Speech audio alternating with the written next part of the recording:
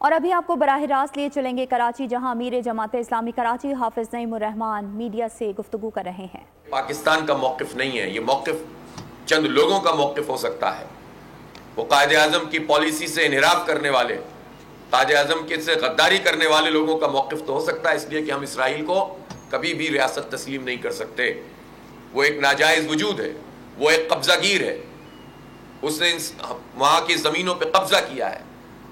وہ مسجد اقصیٰ میں ہیکل سلیمانی بنانے کا ایجنڈا رکھتا ہے۔ وہ گریٹر اسرائیل جس میں مدینہ منورہ بھی شامل ہے، اس کی طرف پیش رفت کرنا چاہتا ہے۔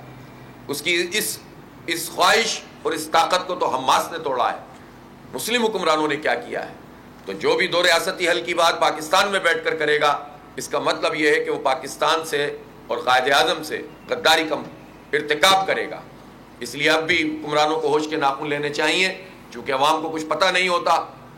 ہمیں ہسٹری تو ہمارے بچوں کو پڑھائی نہیں جاتی، ہمیں ہماری تاریخ سے تو جوڑا نہیں جاتا، ہمیں تو بس ادھر ادھر کی چیزوں میں الجھایا جاتا ہے، اور پھر درمیان سے کوئی دانشور آ کر ایک بات کر دیتا ہے اور لوگ اس کی طرف چل پڑتے ہیں۔ تو یہ دو ریاستی حل پاکستان کا موقف نہیں ہے، ہم اسرائیل کو تسلیم نہیں کرتے، اور جو کوئی بھی اس طرح کی بات کرے گا اس سے پاکستان کے عوام خود ہی حساب کتاب کر لیں گے۔ میں ملک کی جو سیاسی صورتحال ہے اس وقت، اور انتخابات جو 8 فروری کو اب اعلان ہو گیا ہے، اور بار بار الیکشن کمیشن کی طرف سے بات آ رہی ہے کہ شفاف انتخابات کروائے جا رہے ہیں، اور ہم الیکشن شیڈول کا اناؤنسمنٹ کر دیں گے دسمبر کے شروع میں۔ میں پوچھنا چاہتا ہوں کہ شفاف انتخابات پارٹی گورنروں کی موجودگی میں کیسے ہو سکتے ہیں؟ جہاں پارٹیوں کے گورنر چاروں صوبوں میں موجود ہوں تو پھر شفاف انتخاب کیسے ہوگا؟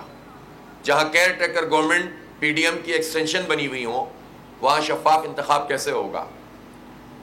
جہاں پر ووٹر لسٹیں درست نہ ہوں، وہاں شفاف انتخاب کیسے ہوگا؟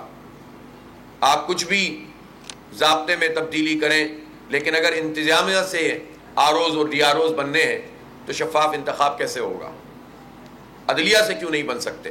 عدلیہ ذمہ داری لینا، لوگوں کے سوال تو عدلیہ سے بھی ہیں، لیکن بہرحال عدلیہ کو یہ ذمہ داری لینی ہوگی، اور آر اوز اور ڈی آر اوز عدلیہ سے بننے ہوں گے۔ اس کے نتیجے میں، اور وہ بھی شفل کر کے، یہ نہیں ہے کہ آپ جو ہے وہ ایک ہی صوبے کے لوگوں کو ایک ہی جگہ پہ لگائیں، شفل کریں، تب جا کر کچھ امید پیدا ہوگی کہ ہاں کوئی شفاف انتخاب ہو سکتا ہے۔ ورنہ جس طرح سے بیہیو کیا جا رہا ہے، جیسے فیصلہ تو ہو چکا ہے۔